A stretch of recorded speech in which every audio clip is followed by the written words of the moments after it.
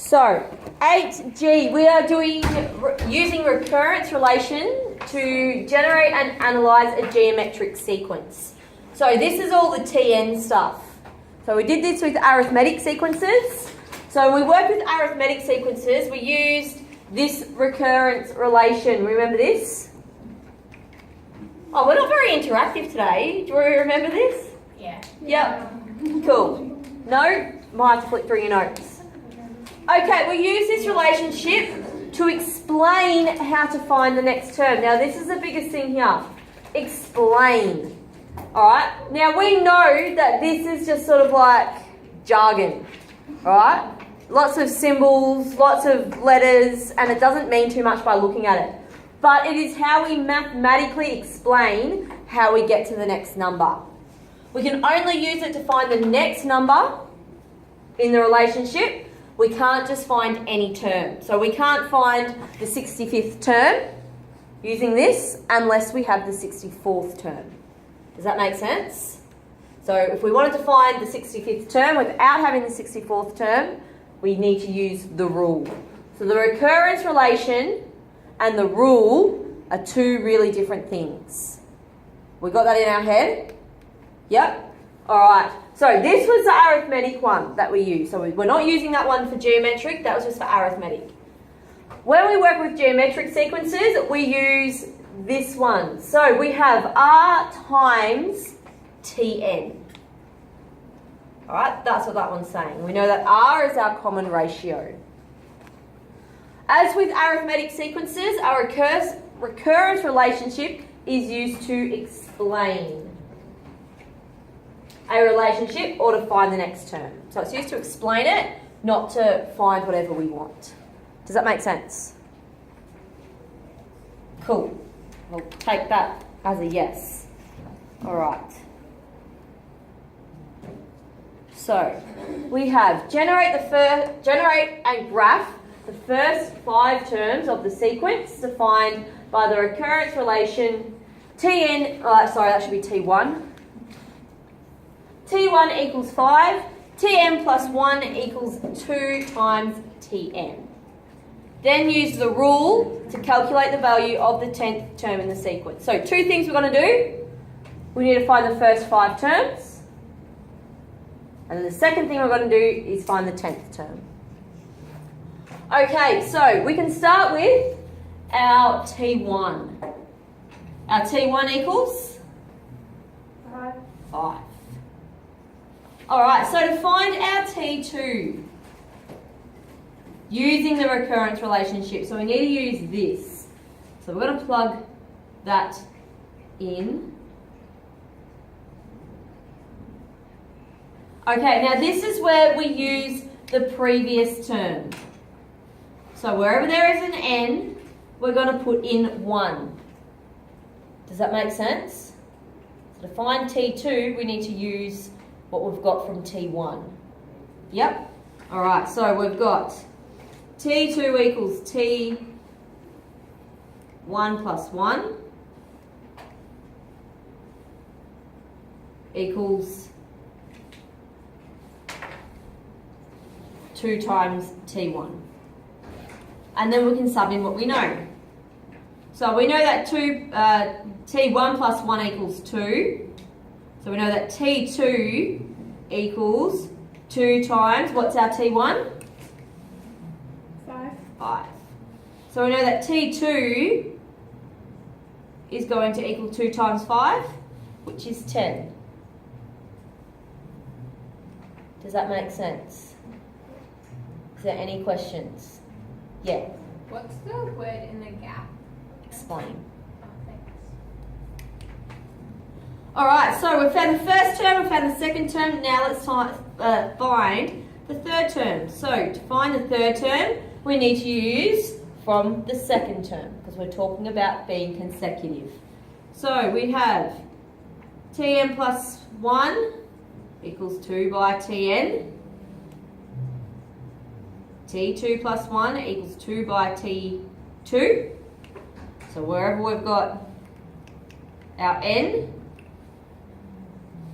we put in from our 2. So we've got 2 plus 1 is 3, so T3 equals 2 times our term 2, which was 10. So our T3 equals 20.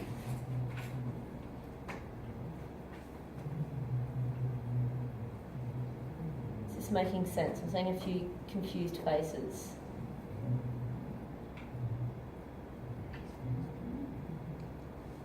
Yeah? Ask questions if you're confused. So you have to keep going to the 10th term. Now we're going to the 5th, and then we're going to use the rule to find the 10th. So to find our next one, so to find T4, we're going to use our relationship again. So Tn plus 1 equals 2 times Tn. Now we know if we want to find the 4th term, we need to use the term before it, which is going to be our 3. So wherever there is an n, we're going to put in 3. So we will have T plus, so we're talking about 3. 3 plus 1 equals 2 times T3. Making sense? 3 plus 1 is 4. Equals 2 times our T3, which was 20. So we've got T4 equals 40.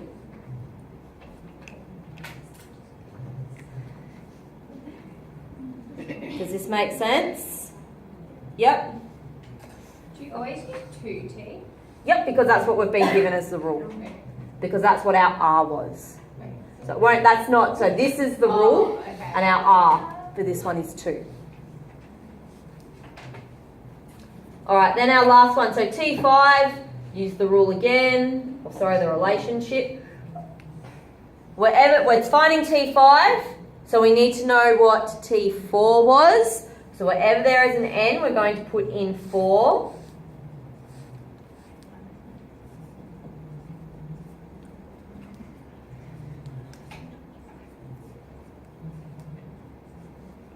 Alright, so we've got T5 equals 2 times, what was our T4? 40. So our T5 equals 80. Alright, and they are our first 5 terms. 5, 10, 20, 40, pardon me, 80. Any questions about that? Okay, the second part of the question says, then use the rule to calculate the value of the 10th term in the sequence. So who remembers what our rule was? What's the rule for geometric sequences?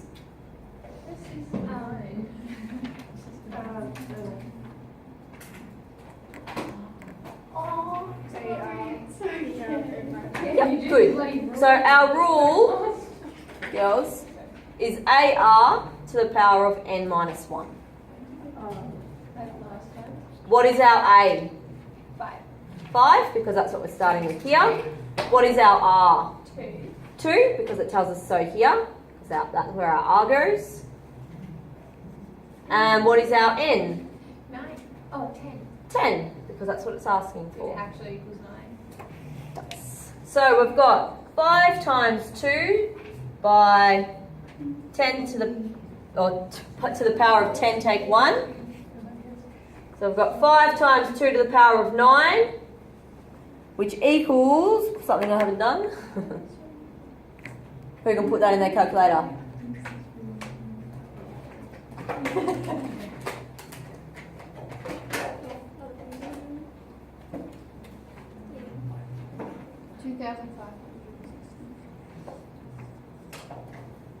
Cool, so that's our 10th term. That was good. I get confused when to use that rule and then when to use like You only ever use this if you're, this, if it tells you the recurrence relation. Otherwise, it doesn't really do much. Okay. Alright? Only use it if it says recurrence relation. Otherwise, just use your calculator. If it says the first 5 terms, just keep going times 2 times 2 times 2. Or use the rule. Hello. I have music. Not good enough. Not good enough. I'm joking. I'm gonna find where I put them. Yep, that one. Yeah. All right. Any questions? Yep. This bit to our notebook. Sorry. Like, I have a question about the notebook. Yep. Are we allowed to have sticky notes in No. here? If we glue them here? Oh. The ones that means. Is it just safer not to? Yeah. I just. Okay. Yeah.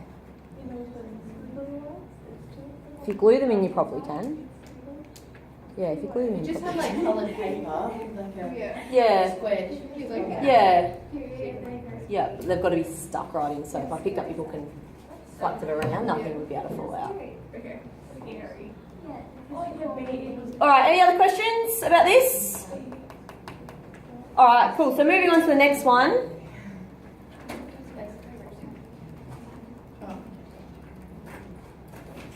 All right, can I rub this off? I'll take that as a yes.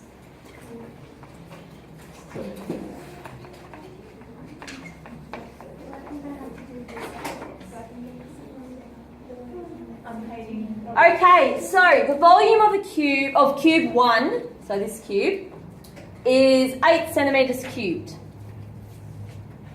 The volume of each successive cube is 1.5 times the volume of the previous cube.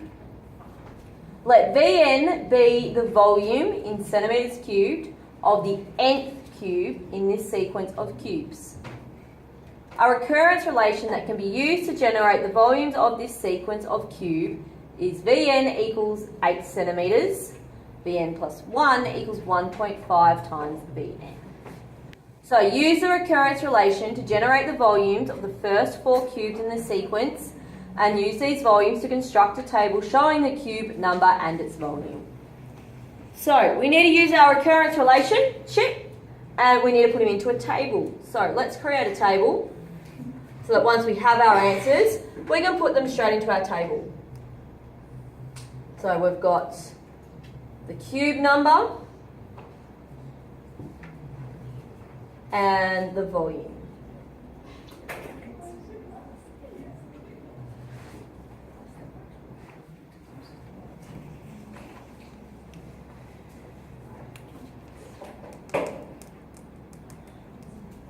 All right, so we already know that our...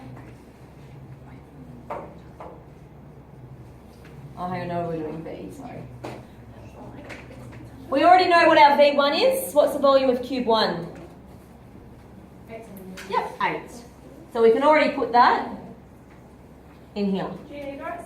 Cubed every time. Centimetres cubed. No, if we write it in here. we're fine. Okay, so volume for the second one, using our relationship.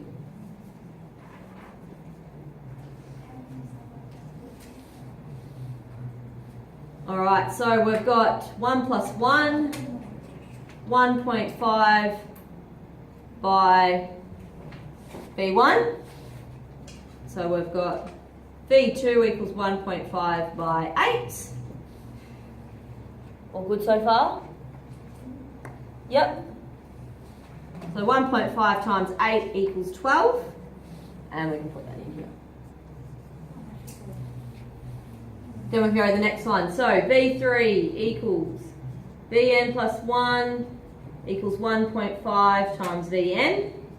We're doing term 3, so we need to use our values from... V2. Yep, good, V2. So over there is an N, we're going to put in 2. So V3 equals 1.5 times our V2, which was 12. So our V3 will equal 18. And then we're going to our V4, because it wants the first 4. Oh, we can put that in. So we've got Vn plus 1 equals 1.5 Vn. We're using n equals 3 because we're trying to find the fourth term.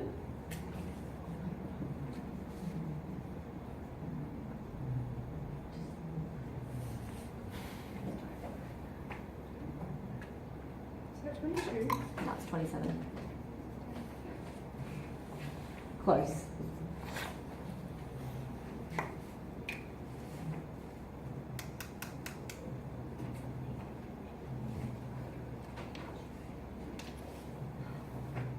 Alright, and then the last thing we need to do is use the table that we just created to plot the volume of the cube against the cube number and comment on the form of the graph. So what's going to go on our x-axis?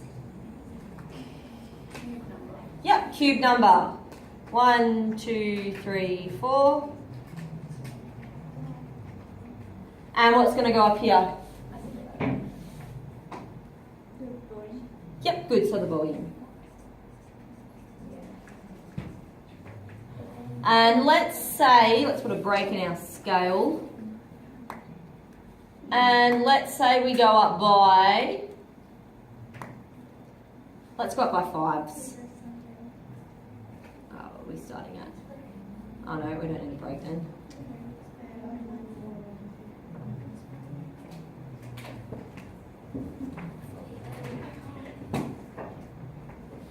Okay, so we've got 1 and 8.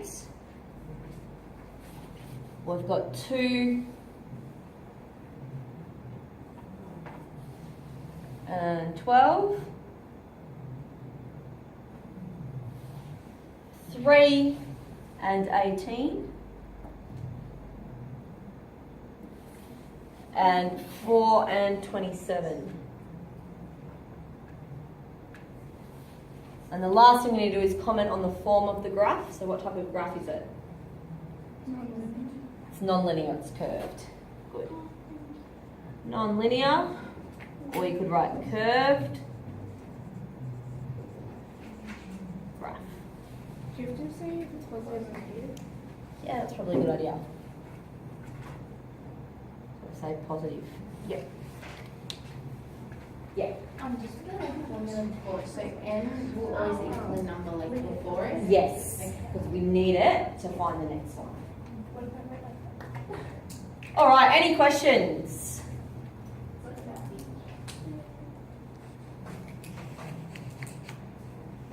Cool. Well, that's it for 8G. So I'll let you do a little bit of work on 8G first. Hey? Oh, see, I didn't even see C. C. I'm pretty hilarious. Alright, I'm just going to write it down here so I can leave that up because I know some people are still copying. So C says, use the rule for the nth term for this sequence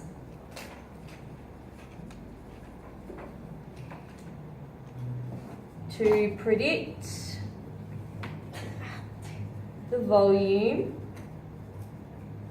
of the 10th cube. Okay, so we need to use the rule for the nth term of this sequence to predict the volume of the 10th cube. So what is the formula for the rule? Yep, a r to the power of n take away 1. What is our r? Our a? 8, and our r is 1.5. And in this case, what's our n? 10. So we're going to sub them in. So 8 times 1.5 to the power of 10 take 1. So 8 times 1.5 to the power of 9. And put that into your calculator. 370. 307. Oh, 7, sorry. 0.5. 307.5 centimetres cubed. Who's that? Is that you, Ari? Any questions? Cool. All right, I'll let us work on 8G for a little bit, and then we'll go on to 8H. Can I grab something? Yeah, go for it.